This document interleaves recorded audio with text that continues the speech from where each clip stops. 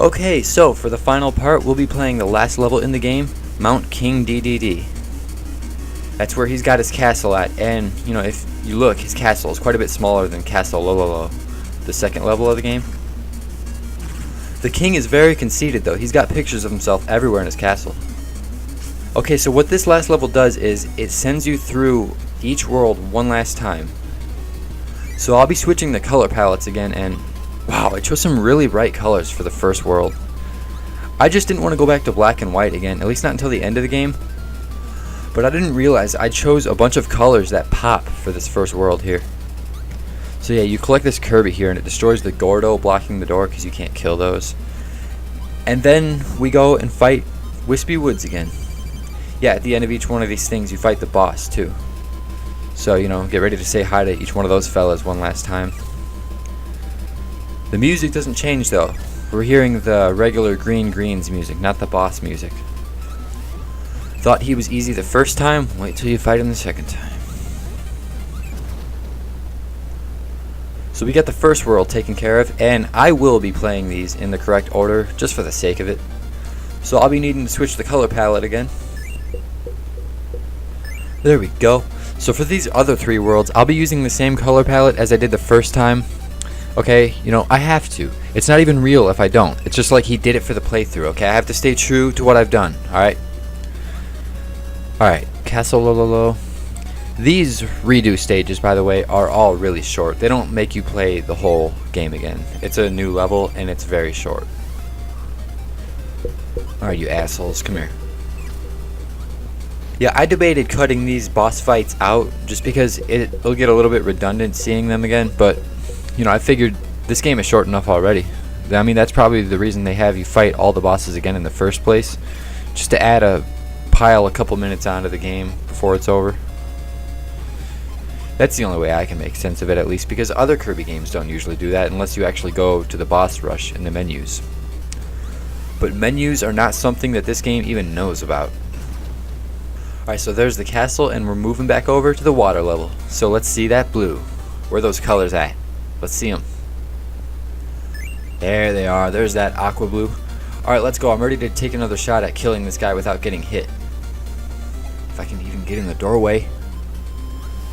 So, I don't think I ever expressed, you can only switch the color palette to Game Boy games, not Game Boy Color games. Because the Game Boy Color games had their own color palette that was capable of more than just 4 colors. But the black and white Game Boy games were compatible on the Game Boy Color. So the color lets you do that little trick. You can play the game in, you know, a specific set of 4 colors, depending on your combination. The button combination, the one you entered. Okay. Alright, Kabula. Let's give this another shot. I've been waiting this whole game ever since I saw you the first time to whoop your ass. Okay, so I came really close to getting hit there, but that piece of health that is missing was already gone. I did not get hit. Whoa, watch it there, Chief. Trying to make a point here. So Kabula is probably the most fun boss fight in the game, I can say. Especially once you beat him without getting hit. Booyah! I'm actually really satisfied I was able to do that for the video. So back to these magical colors for one last trip to Bubbly Clouds. The beautiful starry skied level. With beautiful wondrous music. It's nice you get to take one last visit here. Alright everyone, clear out. Let's go, Cracko. It's time to give this one more crack. In all honesty, I'm really happy I was able to restrain myself from switching the color palette a lot more than I did.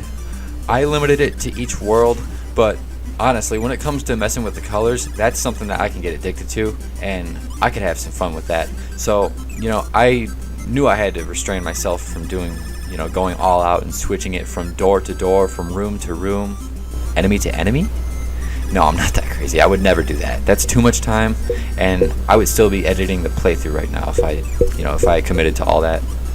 By that, I don't mean that I used special effects to switch the colors. It's my Game Boy emulator that lets me mess with the palette, and it requires me to stop the recording each time I want to switch it. So it was enough of a pain in the ass to do it even as much as I did, but I knew it was worth it. This playthrough looks and feels so much better because of it. I did not want to play this game in black and white. Alright, get out of here, you crackhead. So once you beat all the worlds, it lets you go in the final door, the final boss of the game. And for that, I will be switching back to the faithful black and white. So let's go meet the king. So this is King DeDeDe. He does not look happy, does he? Yeah, basically the story of this game is King DeDeDe has very greedily stolen all of the food in Dreamland along with the sparkling star used to harvest the food. So Kirby's got to go after him and teach this guy a lesson. And King DeDeDe said, literally, it's time to fight over this. He set up a boxing ring and everything. So this is one hell of a showdown. At least for a place called Dreamland. I don't know. So about the difficulty, it's okay. It's not, it's not hard by any means. But I wouldn't say King DeDeDe is a pushover. I usually take a few hits in this boss.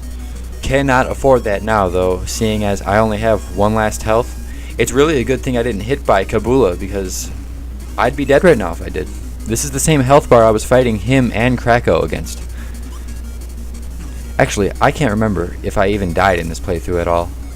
So at some point in this boss he thinks it's a good idea to start chaining these high jumps together, but it's really not because I just hit him 3 times because of it. So there's a few exceptions, but King DeDeDe is usually a boss towards the end of the game, either last or the second to last. This one, he'll be the last, and with 1 health left, we kick him out of his own castle. See ya! So look at Kirby, dancing because he just won. Isn't that satisfying? We got all the sparkling stars above us, and they're back under Dreamland's control.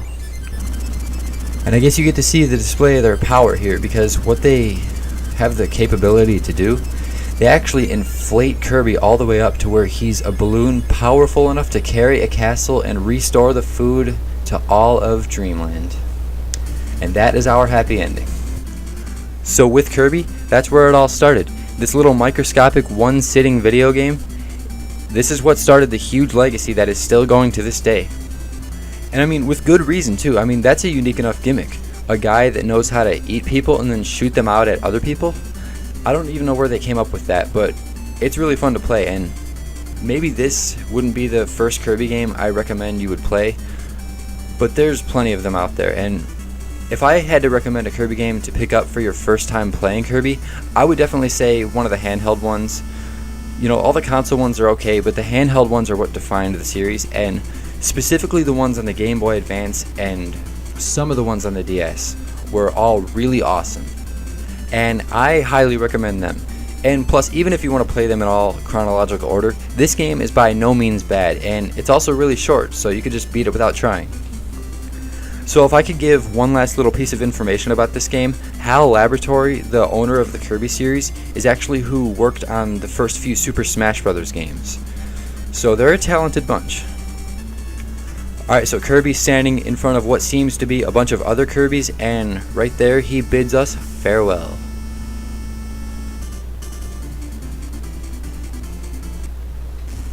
So one last little quick thing about this video game. If you read this right here, it says press up and select at the title screen. That basically gives you what they call the extra game. That's the hard mode of the game.